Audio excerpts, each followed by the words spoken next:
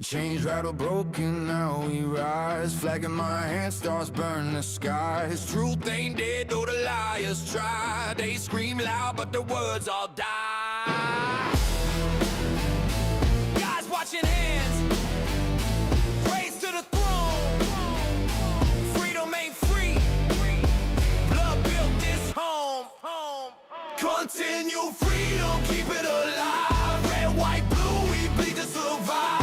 God bless the brave who fight and strive. Continue freedom, keep it alive. Land of the free, ain't bending the knee. Truth in my veins, it's all I see. Patriots roar, no fear in the fight. Continue freedom, stand in the light.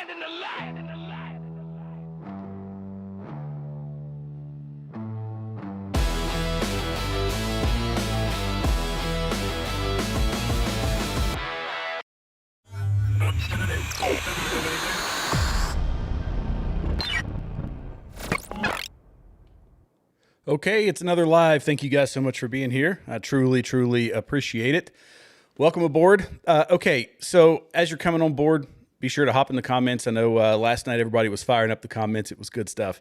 So yeah, feel free to hit me up. We've got a lot to talk about today. Actually, just a couple of things, but I'm going to go relatively deep into some of it. The Nick Sortor, I think that's how you pronounce his name, Sartor or Sartor. I'm not exactly sure, but he was arrested in Portland because we've got these wild, ICE riots that are going on. The Antifa thugs are out in full force in Portland and absolutely wreaking havoc. But instead of the police force, the Portland police, actually going after the criminals, the police force is arresting journalists, interestingly enough.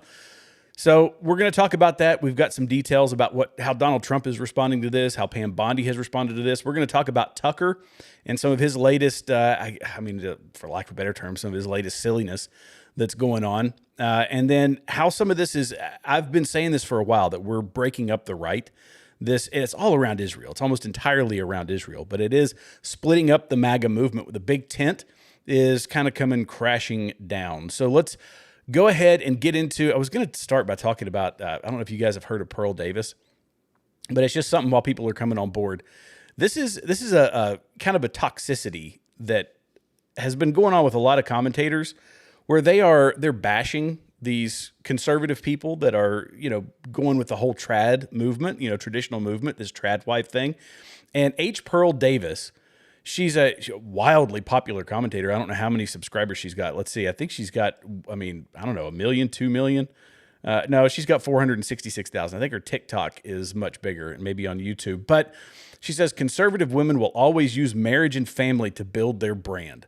As if this is some sort of a move, because Riley Gaines welcomed in Margot, their new daughter. And of course, people are going to jump on board and say, oh, you're just trying to capitalize on being a trad wife, trying to build your brand as though you're some, mom of some sort. I mean, this is it. Anyway, it made me mad. And so misery loves company. So I'm bringing you guys, into it.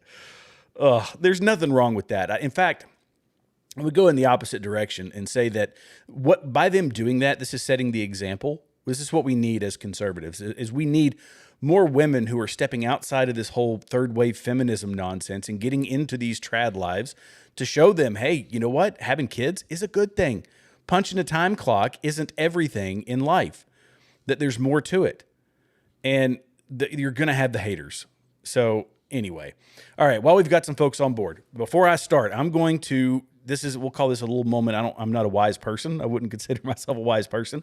But as I was doing all of this, the research for today's show, I was thinking, this is a thought that came to my mind. And what I want to say is listen to whoever you want to listen to, obviously. It's up to you who you listen to. But if you follow their ideology or you follow their ideas all the way to its final full measure, does it bring order or chaos? That's a question for everybody. If you follow whoever you listen to online, whatever political party you follow online, does it bring order or does it bring chaos? That's the point one. And do the people you listen to give you propaganda or do they give you speculation? Do they give you propaganda and speculation or do they give you facts? That's the other piece of this. There's speculation galore. Anybody and everybody can speculate, but are they coming with facts? And are they serving themselves, or are they acting in the best interest of the people they claim to represent? And this goes for commentators. This goes for politicians. It's irrelevant. But this is what I was thinking in my mind, that, you know, there's a lot of, we're in a unique world where 800,000 people are trying to be podcasters, 800,000 people, and they can say anything and everything they want, because in this wonderful land of ours, we have free speech. But boy, there's a lot of nonsense out there. There's a lot of, honestly, I've compared this to spiritual warfare. I believe that it is, that we are in a good versus evil fight. And, you know, we have to set ourselves, we're going to set ourselves to a higher standard when it comes to, you know, addressing violence, or when it comes to our political disagreements. We have to hold ourselves to a higher standard. And in Portland, the left is making themselves known. There's a couple of funny ones in here. I'm going to show this to you, but just to kind of give you a feel for, and of course, the X player. Elon, fix your video player, please. I know you're not watching this, but please fix your video player. I do this all the time. I bring it up in X because I love using the X platform, and then the thing just completely caves on me here. Let's see. It's still getting in my space and touching me when I don't want you to touch me, so I'm gonna defend myself. Now get the fuck out of my face. Hey, touch me, faggot. And there's language in here. I apologize. I love seeing these guys get their comeuppance. This is good. Wait a minute. What's up? Whoa. What's up? There you go. He's wearing a Charlie Kirk t-shirt, by the way. Come on, here it goes. There it goes. Boom! And boom goes the dynamite. Motherfucker, you done? Yeah, that was good. They're out here picking fights with lottie-dottie everybody. And the Portland police, they're in most cases sitting idly by, doing absolutely nothing about it. I've got some more. I've got a couple more. Now, the people that are taking action are DHS. I think some ICE agents are getting into the fray, which is a good thing. But let me see if I think this is the right one. Nope, that's not the one. Oh, hang on. Oh yeah, here it is.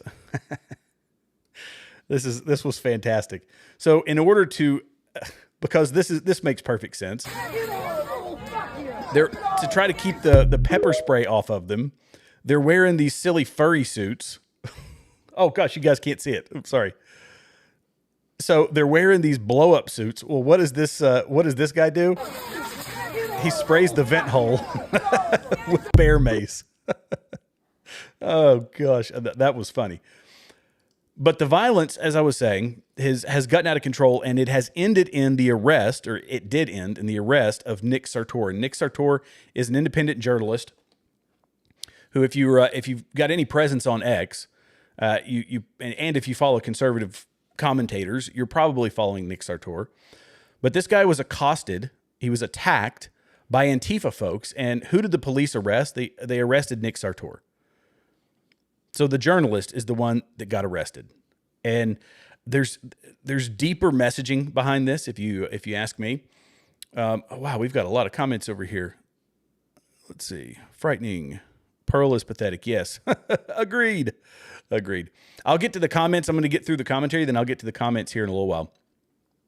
But we're in an age where people like Nick Sortor, reporters who are just trying to give information to the American people, those are the ones that they go after. And he said, I've been in direct contact with top officials at DHS. What's coming in Portland is unprecedented.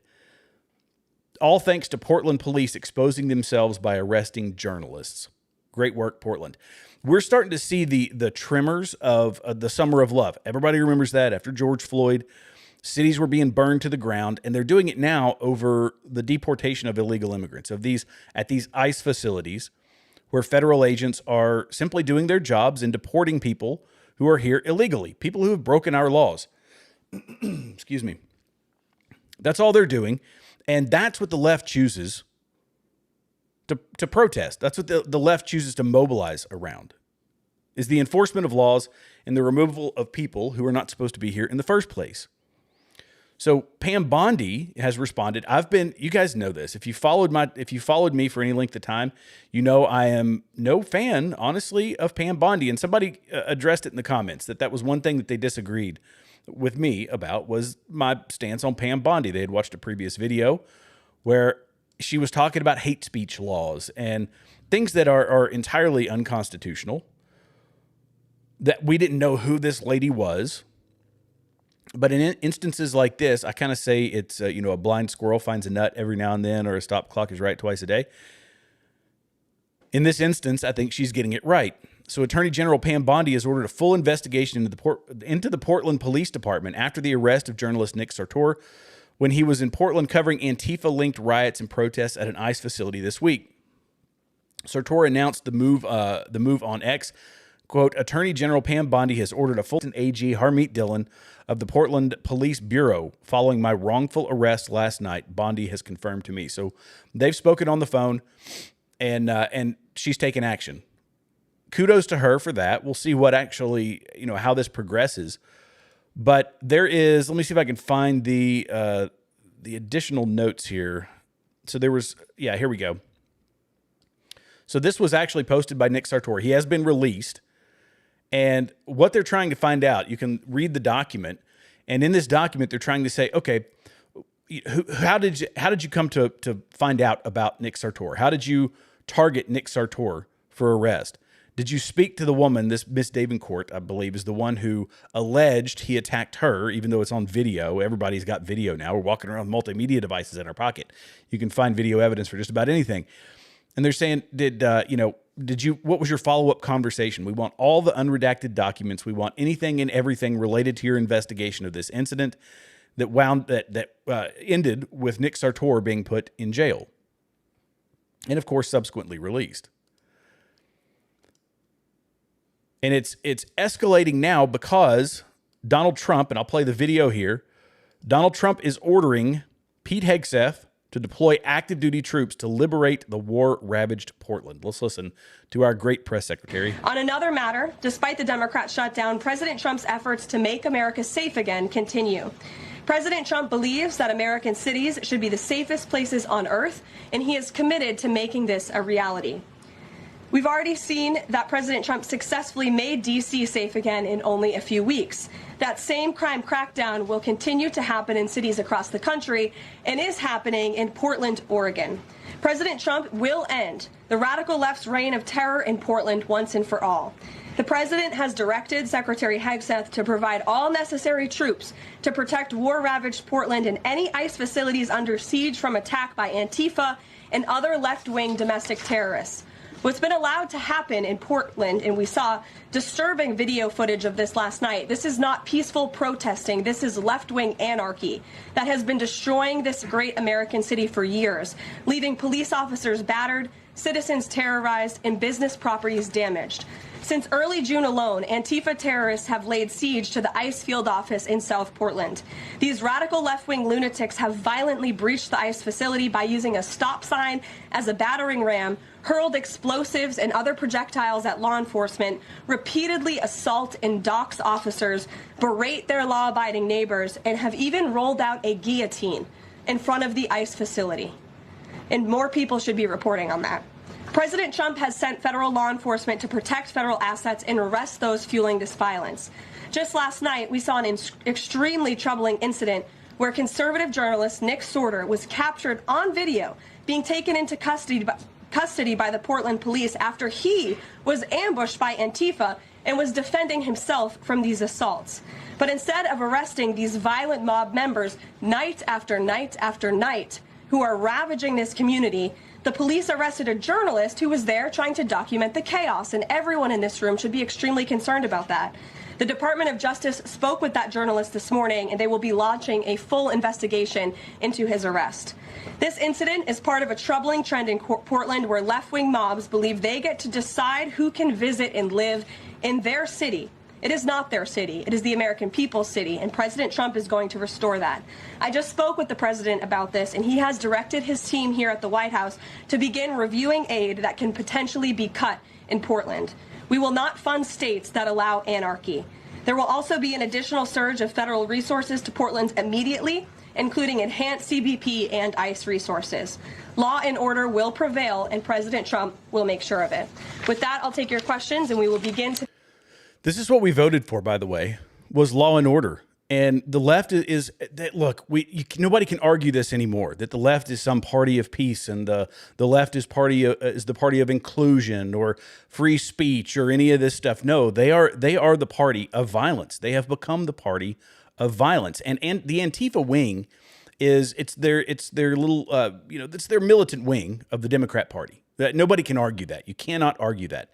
But as opposed to having an official militant wing, it's kind of unofficial. This is why, through back channels, they can say, well, we're not really related, we're not really linked to Antifa, even though Antifa does their bidding, even though these people are getting paid thousands and thousands of dollars to go out here and be professional protesters, to burn cities to the ground, to wreak havoc, cause disorder, prevent law enforcement from doing their jobs.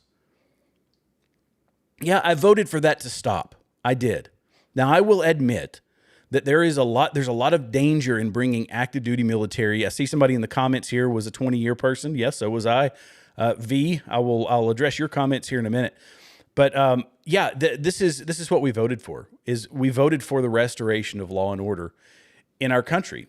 And there are risks, though, when you bring active duty military, and I should have researched it beforehand. I cannot recall, and maybe this individual who was a veteran in here also can refresh my memory.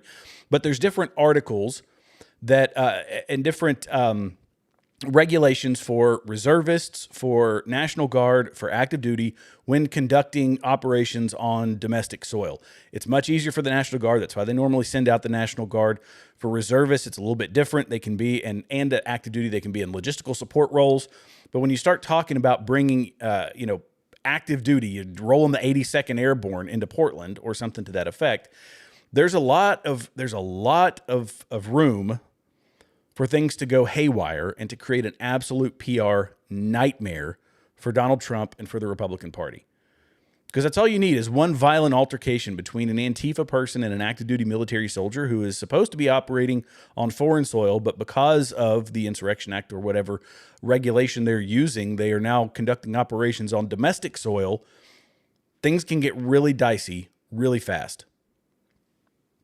But when it gets bad enough, honestly, I think this is Donald Trump's response to his first term, where we saw the summer of love, where we saw the cities being burned to the ground, where we saw the violence against American citizens, small businesses being lost. People lost their lives in those riots. And he's saying, nope, not again. We're not doing this again. I'm not having this again. Because look, let's be honest, Portland, and I'm going to show you an article here. Again, tonight I'm citing mostly the Post-Millennial. If you don't follow the Post-Millennial or read the Post-Millennial rather, it's a wonderful publication. I really like them. They're not a huge operation, which is why I tend to trust them a bit more. But ICE officials say there's a bubble around Portland facility where police fail to respond. So after over 100 nights of attacks at their Portland, Oregon ICE facility, a federal immigration official said there's a bubble in which local police are slow to respond or refusing to intervene due to political directives from city leadership. These are city leaders that have turned over their city to Antifa thugs. This is causing a crisis that has increasingly endangered both federal employees and journalists on the ground, she said. In an interview with Fox News, Bill Malugan, Camilla Wamsley, director of Portland's Immigration and Customs Enforcement Office, described the alarming situation facing staff at the agency's South Front water facility. Later towards the evening and around dark, there are a lot of folks that come up dressed all in black, Wamsley said. They are here to wreak havoc. They'll block our cars, throw paint, damage property, and even try to follow our folks home. So that's all we need is for these thugs to start doxing ICE agents. We've seen what happens when federal agents are doxed, when law enforcement is doxed. They're not afraid to take violent action. In no way are they afraid to take violent action to the full measure, which has become very clear. In fact, I saw a video on X. I did not play it tonight because I couldn't verify. I was trying to check the audio, but the way they had subtitled it was, look, here's a Trump guy. And then you hear gunshots ring out, and they said that this person was deleted. I don't know if that's accurate or not. I'm just saying that that's what was reported, which is why I didn't play the video. Consider that complete speculation. But would it really surprise us? We've seen look, It's striking fear in the hearts of the American people in order to control them. That's what they're doing. And so these blue cities, the blue police forces, they are the problem. They are a problem. They've been neutered by their leadership. And worse yet, it kind of gives us an insight into what the future could hold with full authoritarian leftist leadership. What did all the police force that's just sitting back and saying, this is a no-go zone. We're not going in there. Let them have it. Just like they did with Chaz and Chop. Remember that in Seattle? They were just letting them take control over government buildings. They took control of the police department. They had their own armed guards. Funny for people who say they're for gun control. They had their own armed guards. They were, controlling this area of Seattle.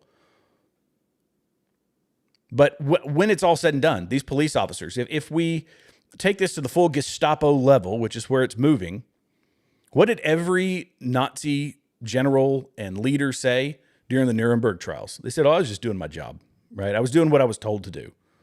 I thought I was doing the right thing by stepping back and letting my city burn. I thought I was doing the right thing by stepping back and not arresting Antifa, people who were causing violence on the very people I'm supposed to be protecting. And this is where we see it. It's in blue cities. If you want a glimpse into the future, you could look at it right now. We can see it. And I'm not down with it. I'm assuming you guys aren't. Let me know down in the comments what you think. We've got a lot of folks making comments tonight. I appreciate it. And I'm going to get to all the comments. I do. I scroll through them. Last night we had it was like 200 comments. I went through all of them. I don't know. I wish these people would just go get actual jobs. These Antifa folks, I don't think some of them are ideologues. Some of them are, they're doing it for the money. Some of them are just bored. It's better than sitting in your basement or your parents' basement playing video games with Cheeto dust on your shirt. It's better to go out and get a few $1,000 to throw some Molotov cocktails and to sucker punch old people, which is what we've seen them do. So they're like, yeah, why not? I'll just go out and do it. Wreak a little havoc. The police have my back. The city leaders aren't going to do anything. Heck, we saw in the Summer of Love, the vice president was even willing to, that wasn't during the summer. Was that during the Summer of Love? Yeah. When Kamala Harris came out and said, oh yeah, I'll help you raise money to bail these people out of prison. The poor little victims, poor sad little kids, just doing the right thing. So why not? And that's what we're seeing. Oh boy. All right. Well, more to follow on Portland. Now let's change topics. We're going to do a, crackdown on gangs. We deserve better. Yep. 100%. And it's happening, by the way. I have to refresh everybody's memory. Carolyn Levitt just said it, but it's not just happening in Portland. This is going to be in Chicago. This is going to be in all the other places where, if Seattle, I don't know where Seattle is on violence right now. It's been violent for a while. They've got problems. Memphis is one of them. That's in my state. Yeah, and I'm okay with it. Whatever we have to do to stop the violence. Because look, if progress is going to be made, it's almost like nation building 101. We did that in the military. We were terrible at nation building. Let's be honest. The U.S. military was not made for nation building, but they had us doing it anyway. If you're going to nation build, or if you're going to bring an economy back into an area, what's the very first thing you need? You can't have a society without security. And yet, developed cities in America currently don't have security. In fact, they have police that are doing the opposite. They've abdicated their responsibilities. It's sickening, but people still vote for it. I don't know. I mean, vote for who you want to. Free country, but don't come crying to me about it. And that's the other thing is the gun violence and all this, and they blame the guns, not the leadership who neutered the police, not the leadership who, basically say, I was listening to, in fact, I should have pulled up this clip. There was a mayor in, I forget which town it was, and they were talking about repeat offenders. They have a huge recidivism problem in this city. He said, well, I don't know. Maybe these people are just down on their luck. Talking about people with 6, 7 arrests. Maybe they're down on their luck. Maybe they're just hungry. Maybe they're just this. I'm not one to judge on that. I'm not one. Yes, you are. You kind of are. You kind of are. That's your job, is to protect your people, and they don't do it. I'm sorry. It just infuriates me because it's not difficult.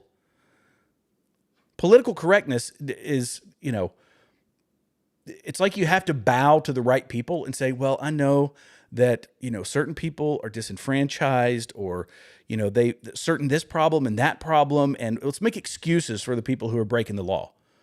Instead, harsh penalties, you arrest them, you protect the people. If they can be rehabilitated, by golly, you rehabilitate them. If they can't, if they have a recidivism problem, well, at some point you're going to hit that time where you ain't getting out this time, buddy or sister or whatever. You're a problem. You can't control yourself. Prison's where you belong. You can stamp out license plates for the rest of your life. Sorry, I just don't have any patience for it anymore. Okay, let's talk about Tucker. There's some, look, this is the latest one. I've been bringing up Tucker. I've been bringing up Candace. Let me just play this. Hang on. And if you're wondering why there's an awful lot of lunatic anti-Semitic comment about Israel online, you have to wonder how much of that is organic. Some of it, of course, there are always haters, but how much of it is not organic at all? How much of that, the lunatic, all Jews are evil, how much of that is being ginned up on purpose to make legitimate questions about the U.S. government's relationship with the government of Israel seem like crackpot stuff, like hate, like David Duke level lunacy? Probably some, because it serves their interests. And if you're wondering... Guys, can we agree that the rampant anti-Semitism online, and I will say that is a word that gets wildly overused.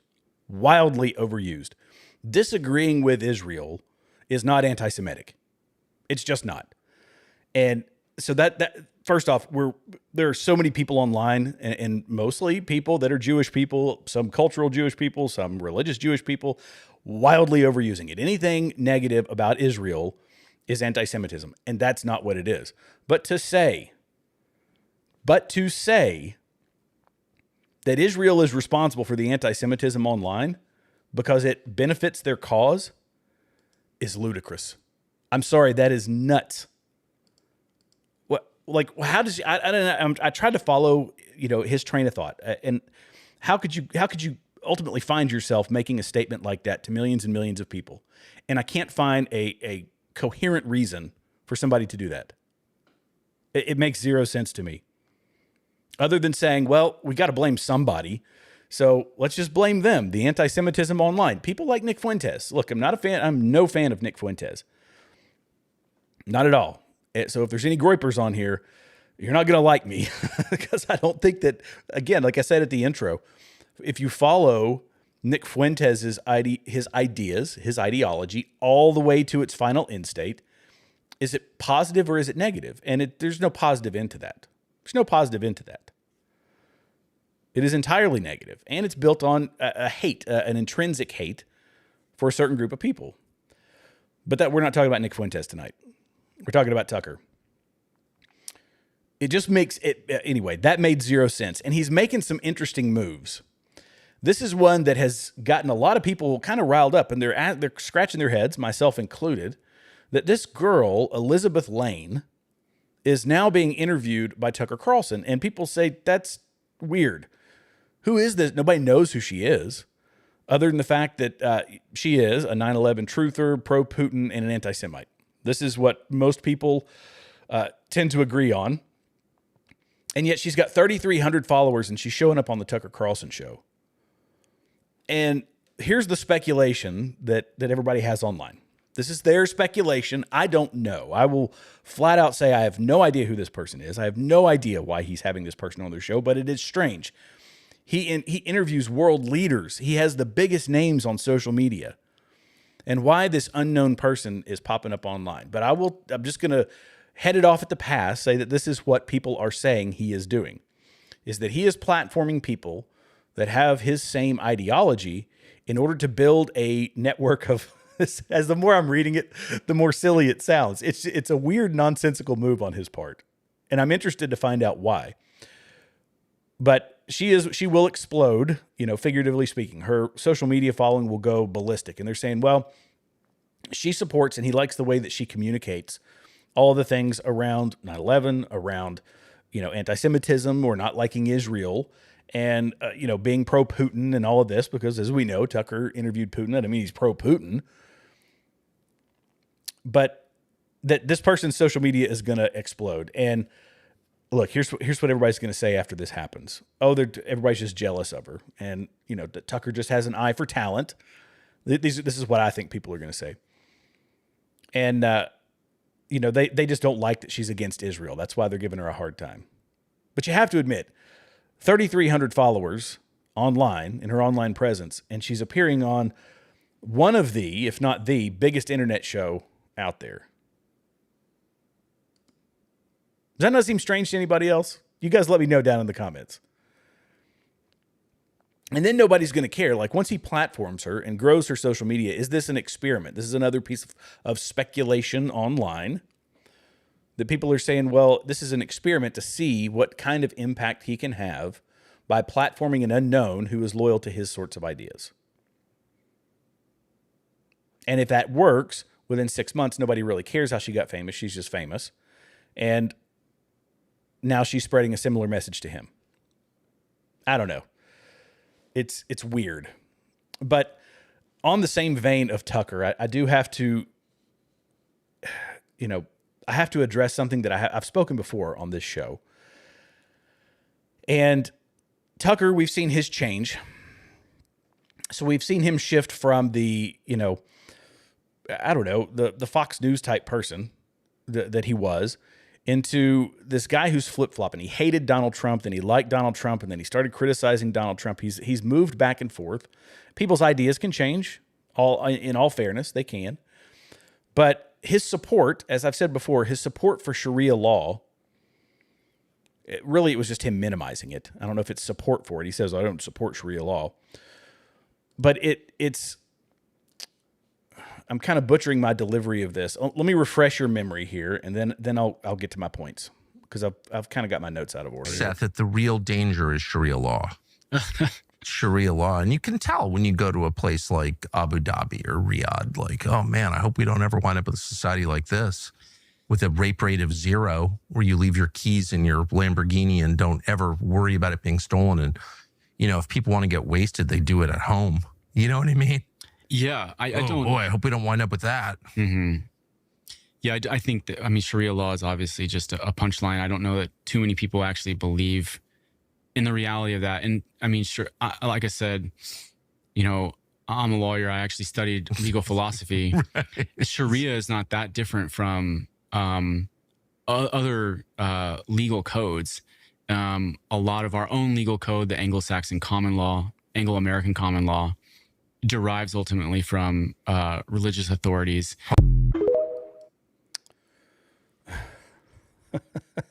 I'm sorry, you can't compare Sharia law to English common law. There aren't rules in there about, beating your wives and, look, I've served in places where Sharia law was a thing and where women are walking around dressed up like beekeepers. That's not a thing, but it has brought up questions. Is Tucker, this is obviously a pretty common talking point. They're starting to call him Carlson. And it's starting to show a trend as well. You've got, there's a ton of these. You've got him, and his investment is $15 million for a new media venture with Omid Malik. And look, people make arguments about this. This is kind of the deception. People in the Muslim world, they are very gifted when it comes to the sale of their ideology, to their ideologies and their worldview. Oh, it's not the same, right? Kind of what that guy was doing. He was playing apologist for Sharia law, which we roundly reject in America. We should roundly reject in America because it's entirely unconstitutional. And they do the things like, oh, we worship the same God. We all want the same things. We want peace and we want morally righteous societies. We love Jesus too. We look at our buildings and just ignore the fact that our slaves We had slaves that built the buildings. This was part of, was it Saudi Arabia? Who was the one that had the World Cup? And there was a big, or was it Qatar, that had a big hoopla around the, the labor environment for the people that helped them build all that.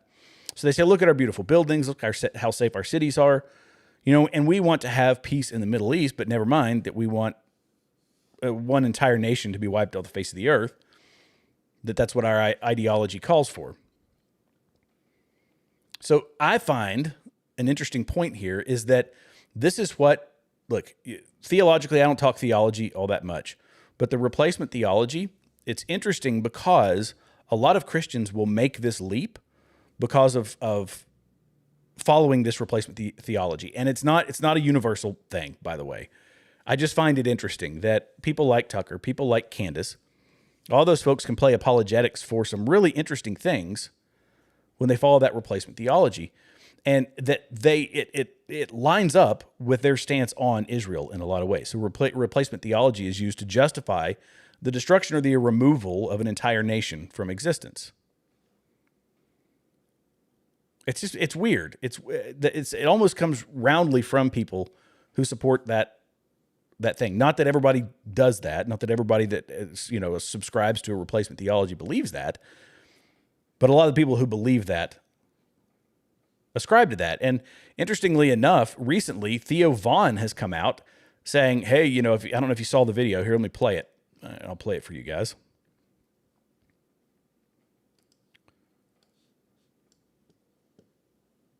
Me about suicide. I was like, oh, God. I would never take my own life. I would never take my own life. Okay? You hear that, Israel? I would never take my own life.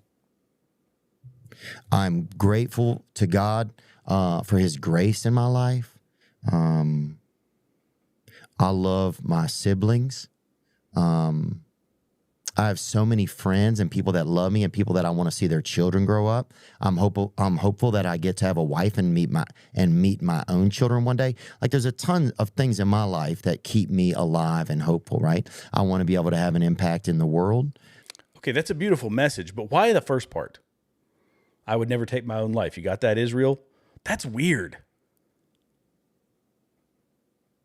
Is that not weird to anybody else? But like I say, it's like this weird mind shift that happens when these people come over here and talk to these Qataris. They come back and they think that Israel is against la-di-da-di everybody. I just find it strange. Laura Loomer posted this. How funny, we never used to talk this way till he never used to talk this way until he went to Qatar. Oh my gosh. Okay. The last point that I'm going to bring up is how all of this, and again, I say that it does surround, or that, Israel is the center point for a lot of this, but the breakup of the MAGA movement. I want to find common ground with people on the left, the common sense people on the left. Cenk Uygur is definitely not one of the common sense people on the left. He's an ideologue that is a pure, straight up socialist leftist. But reports out that Israel is planning to bomb Iran again and drag us into war again. I'm thrilled to see right-wing brothers waking up to Israel's power in this country. Tucker Carlson is right. It's insane to agree to be humiliated by them and bossed around. We said no war. I asked for unity in the beginning of Trump's term on issues we agree on. A lot of people said there was nothing we agree on. They were wrong. I then said the right wing should turn on blind allegiance to Israel. People thought I was nuts, but I believe in my fellow Americans. So it's like, hey, let's unify around a negative, not about where we want the country to go, but let's unify around how much we dislike another country, our only ally, true ally in the Middle East. You can debate that. It's a whole show. We could probably do 5 hours just on that. But this is a strange guy to find common ground with. But it's always around a negative. It's around the destruction of a country. I find that weird. Don't you guys? Maybe I'm making a too much of a leap. Maybe that's too much of a stretch. Oh boy. But I'm going to end. Actually, I said I was going to end on that. I'm going to end on this. This is somebody who I politically definitely do not agree with, but he made a good point. Professor, it's Scott Galloway. He was on CNN. And again, blind squirrel finds a nut every now and then. Listen to this. This is he basically summed up my take on the whole Israel-Gaza war, which there's peace talks going on right now. Donald Trump seems to think they've come to an agreement where they're going to get all the hostages released. Praise the Lord. 200 American servicemen killed at Pearl Harbor. We go on to kill 3.5 million Japanese, including 100,000 in one night.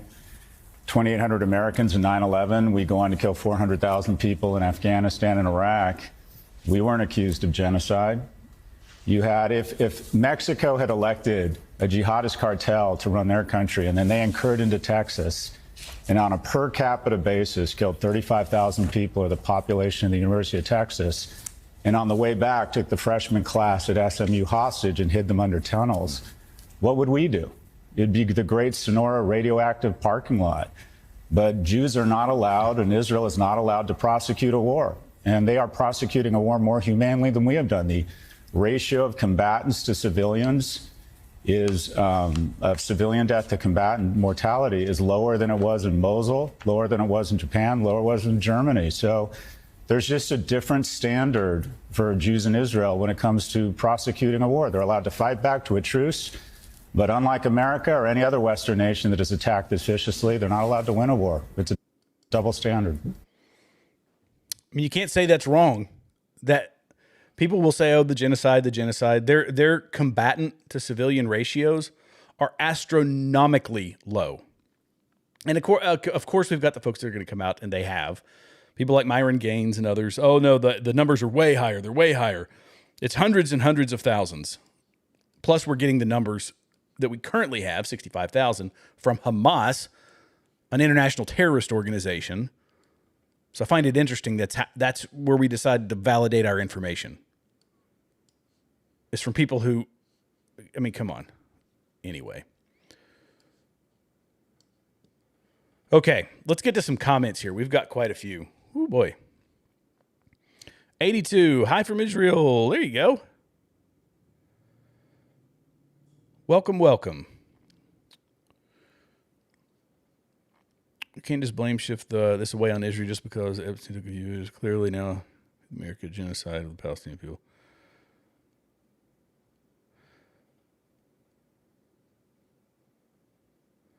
Look, okay, so V on here. If you said you served 20 years in the military, I did as well. I didn't do it all active duty, but I did half of it active duty. And you know, when we look at how we conducted that war, let's see. You're talking here about, you know, we can't just blame shift this away on Israel just because Epstein took a few pictures. I don't know what you're trying to get at with that one, but we weren't allowed to prosecute the war in the most efficient way. You know that we were hamstrung through most of that 20-year conflict, that politicians were fighting the war. We had soldiers that were every time a firearm was discharged, there's a 15-6 investigation. It was nonsense the way that we had to prosecute that war. And we didn't do it. I mean, honestly, the nation building part of it, we were terrible at it. But hundreds of thousands of people lost their lives compared to the 3,000 U.S. service members. I think that was the number. Let's do the comparison on the numbers, us versus what Israel is doing. And I will go back to say that everybody says, no, these are unprovoked attacks. They're carpet bombing, so on and so forth. And they say, look at these videos, look at the people running, and you see the bombs. I've got a whole slew of video. In fact, I pulled dozens of videos, perfectly framed video of precision guided munitions. You know, they're using probably GMLRS systems, so the guided multiple launch rocket systems, and they are pinpoint precision into these buildings. There's a lot of buildings. If the building is booby-trapped, they're just blowing up the buildings because there's no sense in risking the life of IDF soldiers if you don't have to. But they have these perfectly framed videos of the buildings. How do you get that? If you've ever been rocketed or mortared, you don't know where that's going to hit. You have no idea where that's going to be impacting unless you're told in advance, which is what happens with Hamas. They find out in advance. Or they have security cameras on that building. And why would you put a security camera on a building? Well, because you're using it as a military installation, because you're using it to house combatants. There you go. It is impossible to accurately hold a camera, have it positioned on a tripod, and know exactly which building is going to be hit if it's being carpet bombed. That's nonsense. Absolutely nonsense. Let's see.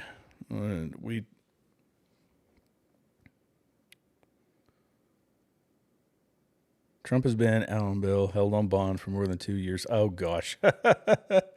That's funny. Let's see.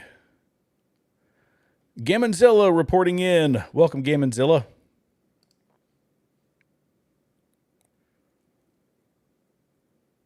I highlighted this one before, but we deserve better.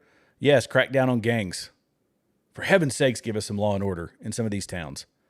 You know, Memphis in Tennessee, people always think, Tennessee's it's the safe place, right? It's where everybody wants to move. But you get down into Memphis, it actually tops the list in violent crimes in the country. It's the number one city right now.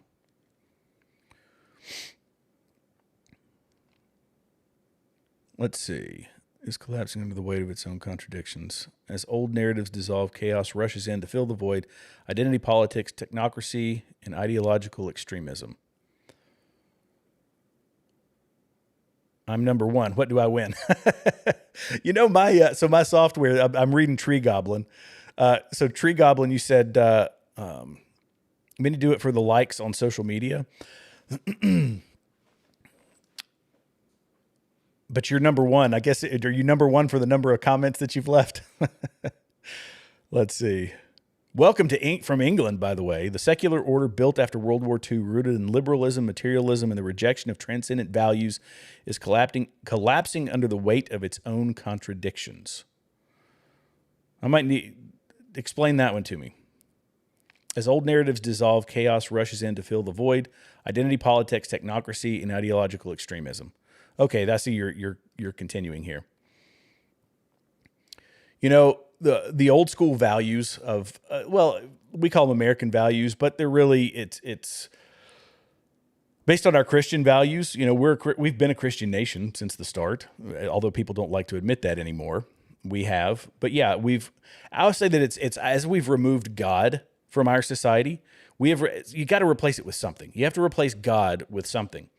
And that used to be a common thing. In fact, most of the states, 9 of the original 13 states, they required a declaration of faith in their state constitutions. It was a key component of our society. Faith in Jesus Christ, in God. And as we've removed that, everybody has a God. And people are going to find, you were talking about clicks, Tree Goblin. People are going to find their God in social media. They're going to find their God in how many likes they have, how much money they have, material possessions. Or they're going to look to the federal government as their God. This is what it takes in socialism, is the federal government is the entity that issues you your rights, which is why our founding fathers obviously wrote it the way they did, which we're endowed by our creator with our rights, not endowed by the federal government with our rights. When you start removing God from that, federal government becomes the ultimate authority. And they're going to do whatever they can because socialism has made its way into it, obviously. Identity politics has made its way into it. Those are effective ways of dividing people.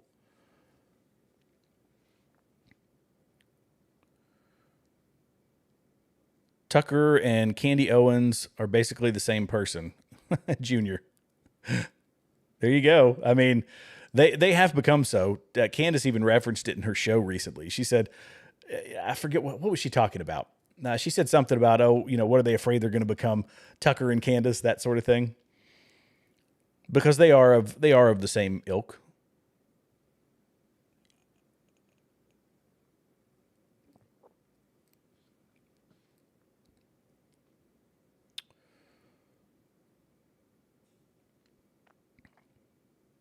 Let's see here. Okay. Here's the thing, Junior. Let's see. I'm gonna put which one do I want to put up here? I'm not Jewish, so I care. Let's see. I'm not Jewish, so I care about the anti-white stuff more. I'm white. I see what you're saying. That's part of the identity politics thing. If we start saying, if white people start saying, well, it's about white things, well, that's putting us on the same level as the identity politicians from the left, the identity ideologues from the left. It's the same thing. Black people can be racist against white people. I mean, I've seen it. I'm sure you have too. White people can definitely be racist against black people. This whole idea that they're, one race can't be racist towards the other is absolute nonsense. But we are a melting pot. Sorry, but we are. And we always have been. We always will be. We have to learn not to have multiculturalism, because that's nonsense. Multiculturalism says everybody keep your own culture, just come in here and take advantage of America. We have to have assimilation as a melting pot.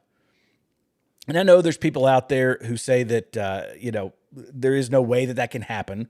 If you listen to Nick Fuentes, he'll tell you that, look, he said, this is his words, obviously not mine, but that black people have innate differences, or that it's more inherent than people would like to admit. That is saying that because of the level of melanin in your skin, you are lesser than. And I don't believe that. And it's not true. It's not scientifically true. Charlie Kirk made the same argument. In fact, I could probably find the video clip where he was having an argument with a young black man, and the black man was trying to say that there were biological differences between white people and black people, and it's false. The DNA, when tested, is completely the same. So it's an argument I'm not even willing to have anymore. It's just ridiculous, in my opinion. Let's see.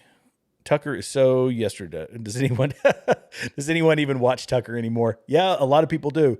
And like you say, just look up, oh, yeah, Jennifer LaFontaine, you brought this up. Okay, I got it. The Tucker Farr report. In fact, I've got that clip. I don't think I showed it. So, thank you for reminding me. I do this sometimes when I'm doing the show. I will skip over as I'm reading through my notes, because I use just bullet points. And let me see if I can find that Farah. Here it is. ... There you go. Here's the Farah report. So it was Embassy of the State of Qatar, Tucker Carlson, the Tucker Carlson Show. It was $180,000 is my understanding. It was somewhere between $180,000 and $200,000 that they were paid in order to get an interview on his show. And it was paid to a marketing company. My understanding, this is how I understand it. It was paid to a marketing company from Qatar in order to get the interview that he did. The Prime Minister of Qatar. And it says, interview with Prime Minister of Qatar regarding, quote, war with Iran. The Prime Minister of Qatar is being attacked in the media for wanting to stop it. So thanks for reminding me of that one. I appreciate that. Here we go. I got to give credit out where credit is due. Jennifer LaFontaine.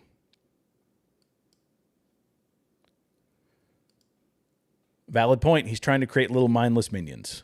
Yep. There's a lot of folks out there that they take anything and everything, lockstep. They're just, whatever they hear, they run with it. And sadly, we don't live in that world anymore. I mean, we never should have, but there was a time, and I've watched a lot of old interviews, and I watched let's see, who was it? Gore Vidal and William Buckley. When they used to have they had a show. Gore Vidal was a wild leftist, and William Buckley was a very, very conservative guy, and they used to have debates, and it would get really heated. That was on mainstream media. That was a wildly popular show for quite a long time, I think. But they used to just say, here's the information, here's the news, here's what happened, and then people draw their own conclusions. Not anymore. 100% of what you get is run through the media machine to control the messaging. And thank goodness for the internet, because we have shows like this where I'm going to give you my opinion. I'm very open to say that I'm an opinion guy. But you can take it and run with it. And don't take my word for it. Go out and do a little research too.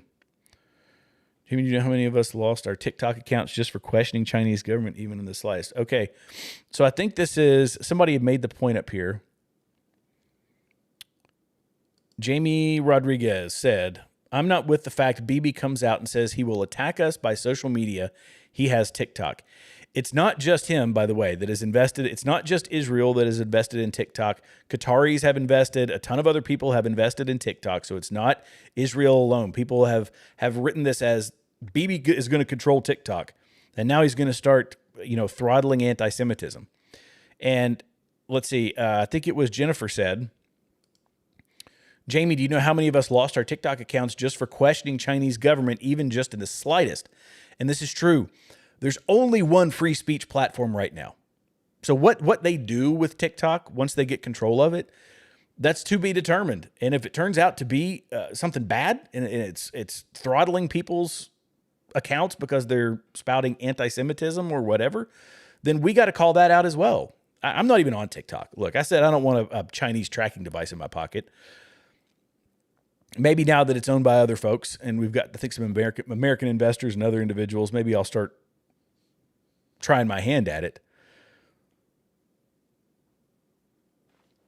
But it doesn't mean that BB alone is going to have control. That's just not factual. So let's see.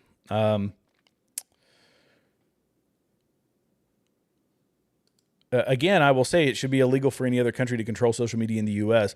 This was the issue with ByteDance, with China, ByteDance, all of their relations with one another inside the U.S. Fine, they've broken it up, but even that, a lot of that was some misinformation.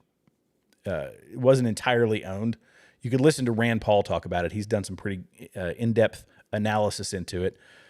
But yeah, we can't control everything in the global market. That's just not feasible, I don't think.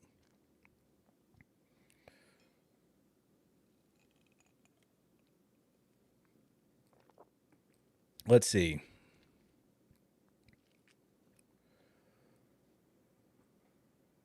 Who cares? Unitarian. Nobody cares, so why does he wear it?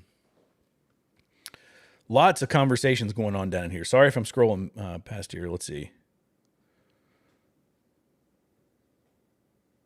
Oh, I didn't realize this. So Jennifer says, when the Muslim Brotherhood is praising you, you know you're on the wrong path.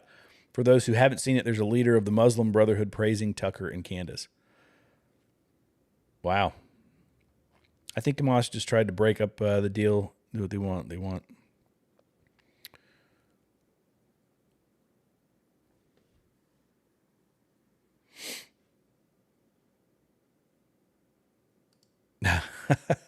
Wow. That is, wait, by the way, the anti-white stuff is created by the Zionists. That's interesting commentary right there. Let's see.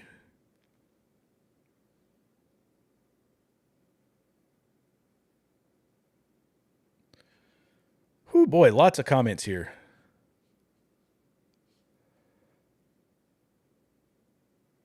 Oh, goodness gracious. Junior, you're getting too aggressive here. Too aggressive in the comments, in my opinion.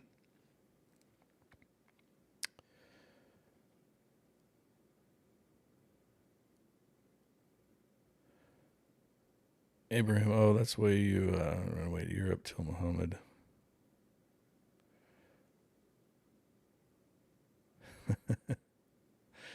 Wow.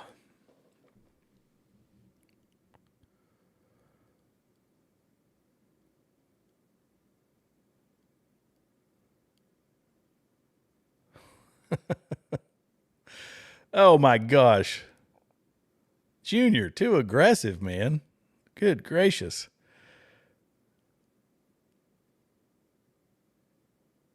Like most of this stuff I'm not even posting. Wow. Let's keep it. How about we keep it respectful? Let's try that.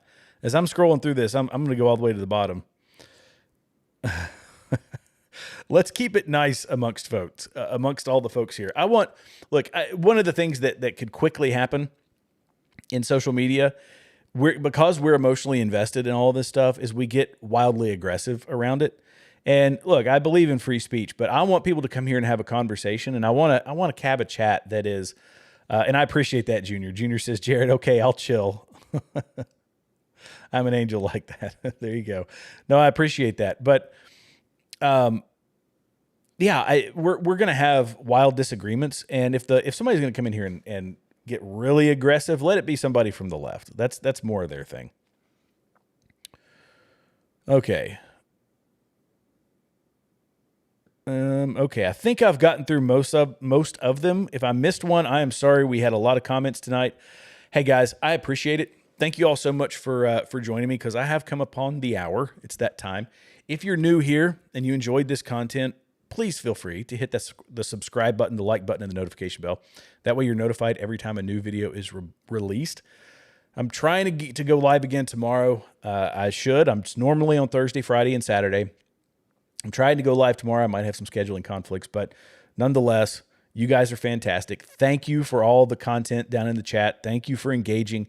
Thank you to all my folks who have been coming back, who've been back here. Junior, you've been on my show for quite a while. You've been coming back. I appreciate you. I appreciate. Okay, I don't know how to pronounce it. Oh boy, I'm not even going to try. I posted a couple of your comments. That's so hard. I apologize. Let's see. Okay, there. From Josephus. Yeah, okay. So I'm sorry, I don't know how to pronounce that name. It's a tough one. It's a tough name. And then tonight as well, we had Jennifer LaFontaine. She was back on. I really appreciate you coming on. So we've got several return guests. If I missed anybody, I apologize. Okay, Junior says, call me respectful Junior. I got triggered. Apparently you did. I saw that. We'll pull down the temp just a scotch. All right, guys. I'll see you guys tomorrow. God bless you. God bless America. We'll see you in the next one.